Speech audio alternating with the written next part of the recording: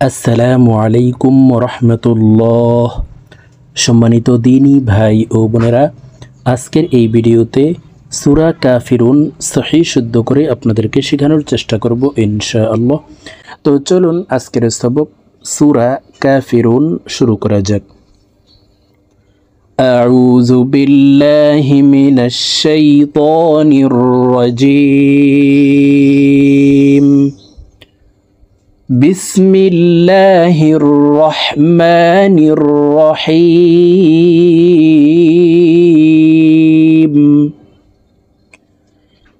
কুল ইয়া আইয়ুহাল কাফিরুন।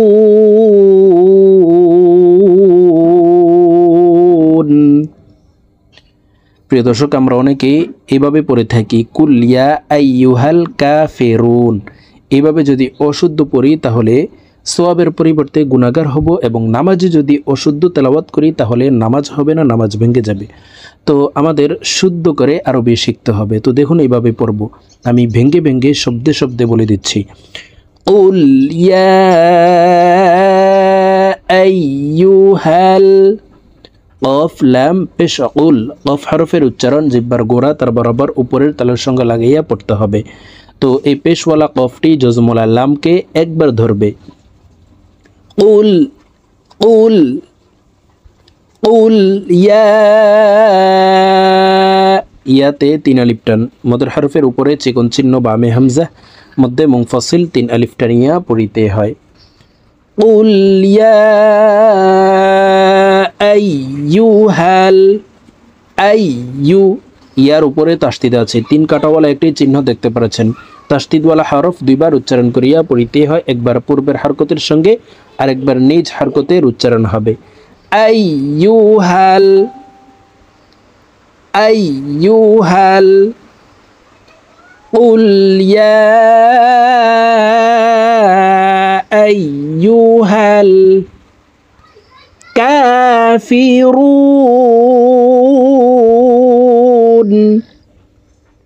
রু 3 আলিফ টেনে নুনকে সাকিন করে ফেলবো। মদের হরফের বামের হরফে ওয়াকফ হইলে মধ্যে আরজি 3 আলিফ টানিয়া পড়িতে হয়। কাফিরুন।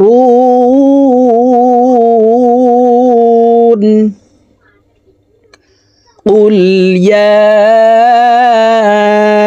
আইয়ুহাল কাফিরুন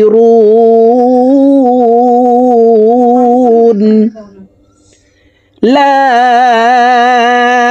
আ'বুদু, হামজা আইন জবর আ, আইন হরফকে হলকের মধ্যখান থেকে উচ্চারণ করব। আ'বুদু, লা, লাতে 3 আলিফ টান। দেখুন মদের হরফের উপরে চিকন চিহ্ন, বামে হামজা, মধ্যে মুনফাসিল 3 আলিফ টানিয়া পড়িতে হয়। লা আ'বুদু মা তা'বুদুন।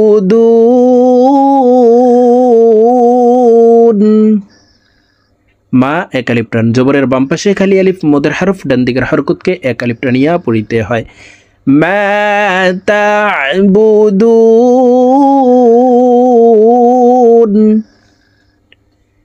লা আ'বুদু মা তা'বুদুন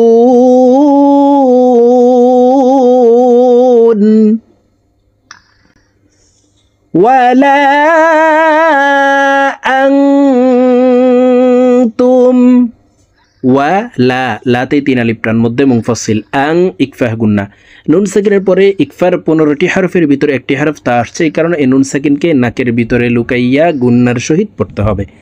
দেখুন শব্দটি এভাবে পড়ব, আমার সঙ্গে ঠোঁট নাড়িয়ে বলার জন্য চেষ্টা করুন। আমার সঙ্গে কয়েকবার বললে আপনাদের সূরাতুল কাফিরুন মুখস্থ হয়ে যাবে এবং সহিহ শুদ্ধ উচ্চারণ হয়ে যাবে। ওয়ালা আনতুম আবিদুনা, আইন খারা জবর আ, হলকের মধ্যখান থেকে উচ্চারণ করব। আবি দু, দু 1 আলিফ টান। পেশের বাম পাশে জজমালা ওয়াও, মদের হরফ ডান দিকের হরকতকে 1 আলিফ টানিয়া পড়িতে হয়। ঠোঁট গোল করে 1 আলিফ টানে পড়ব। আবিদুনা, আবিদুনা ওয়ালা আনতুম আবিদুনা মা আ'বুদু। দাল কলকলার হরফ নিচের দিকে ধাবিত করে ধাক্কা দিয়ে উচ্চারণ করব, ধাক্কা দিয়ে দালকে সাকিন করে ফেলবো। মা আ'বুদু মা আ'বুদু ওয়ালা আনতুম আবিদুনা মা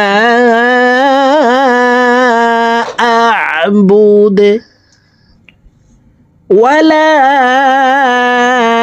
আনা আবিদুম।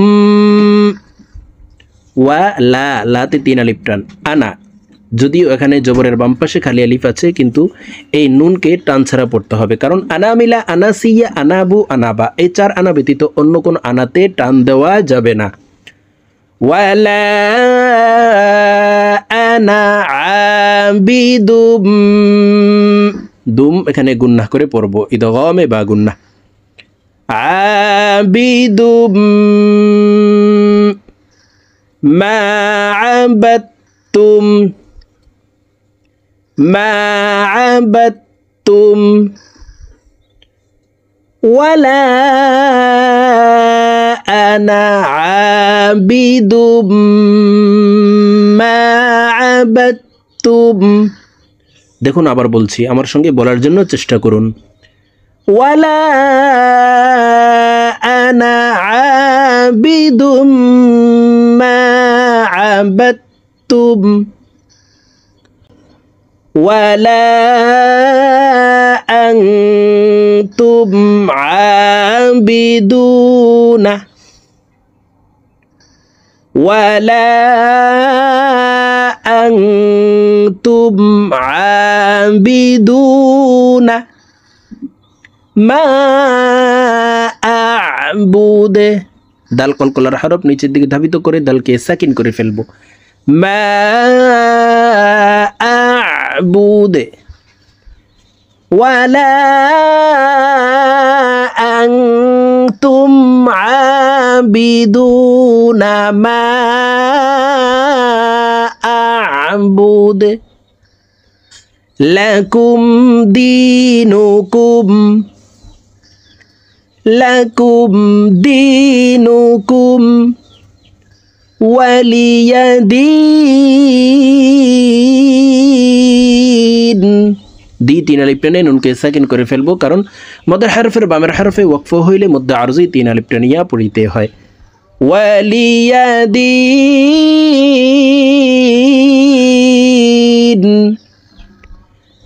লাকুম দীনুকুম ওয়ালিয়াদিন।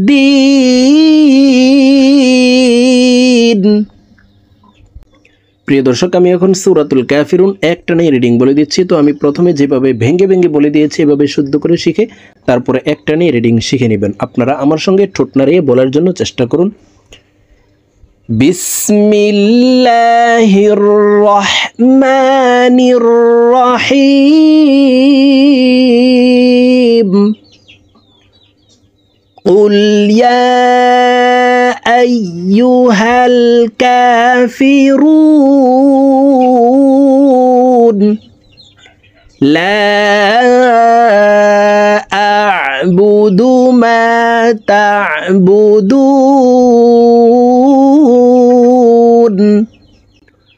ওয়ালা আনতুম আবিদুনা মা